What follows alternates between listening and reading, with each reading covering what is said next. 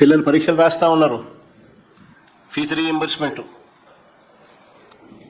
పిల్లల పరీక్షలు స్టార్ట్ అయినాయి, విద్యా దీవెన బకాయిలు, వసతి దీవెన బకాయిలు ఎప్పుడు ఇస్తారని చెప్పి ముఖ్యమంత్రి గారిని గట్టిగా నిలదీస్తూ అడిగాం.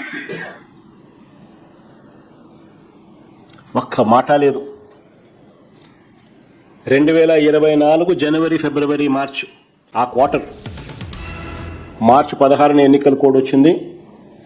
ఏప్రిల్లో వెరిఫై చేసి మామూలుగా అయితే మా ప్రభుత్వం క్వార్టర్ అయిపోయిన వెంటనే ఇచ్చేవాళ్ళం. అలాంటిది జనవరి, ఫిబ్రవరి, మార్చ్ క్వార్టర్, మార్చి 16 ఎన్నికల కోడ్ వచ్చింది. ఏప్రిల్, మేలో ఇవ్వవలసింది పెండింగ్ పడింది, అంతే. అక్కడి నుంచి ఫినిష్.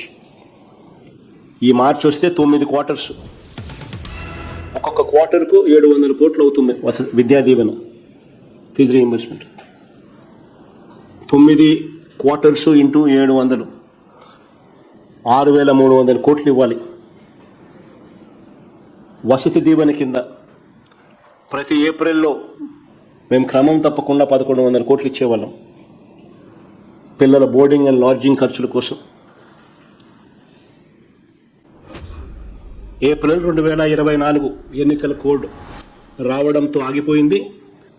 ఏప్రిల్ 2024, ఏప్రిల్ 2025 ఇప్పటికే 2,200 కోట్లు బకాయి.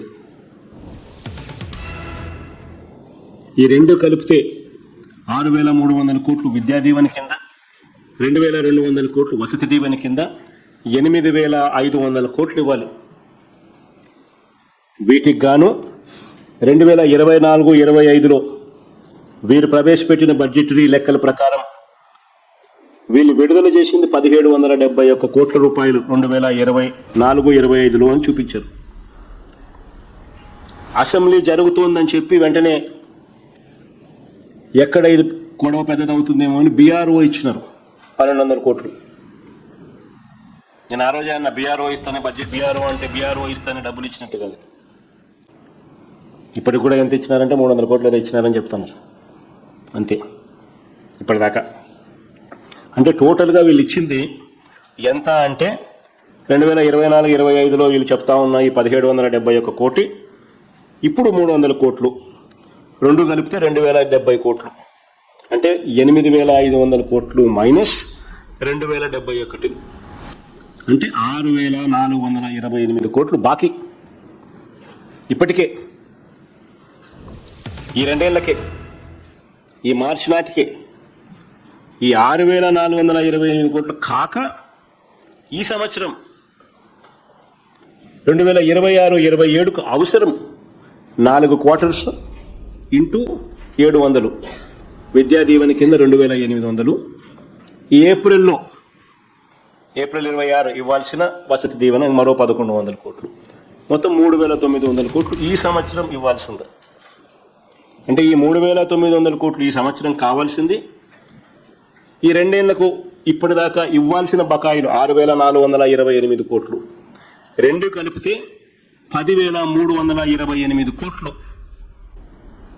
కావాల్సి వస్తే ఈయన కేటాయింపు చేసింది కేవలం 2,766 కోట్లు. ఇక పిల్లల చదువులు ఎలా సాగుతాయి? కాలేజ్ యాజమాన్యాలు పిల్లలను నిలదీస్తూ ఫీజులు కట్టించుకుంటున్నారు. కట్టలేని పిల్లలు చదువులు మానేస్తూ ఉన్నారు. తల్లిదండ్రుల మీద తీవ్రమైన ఒత్తిడి ఎదుర్కొంటూ ఉన్నారు. ఆస్తులు అమ్ముకోవాల్సిన పరిస్థితి, చదువులు మానేస్తూ ఉన్న పరిస్థితి. అయినా ఈ చంద్రబాబు నాయుడు గారికి మనసు రాదు.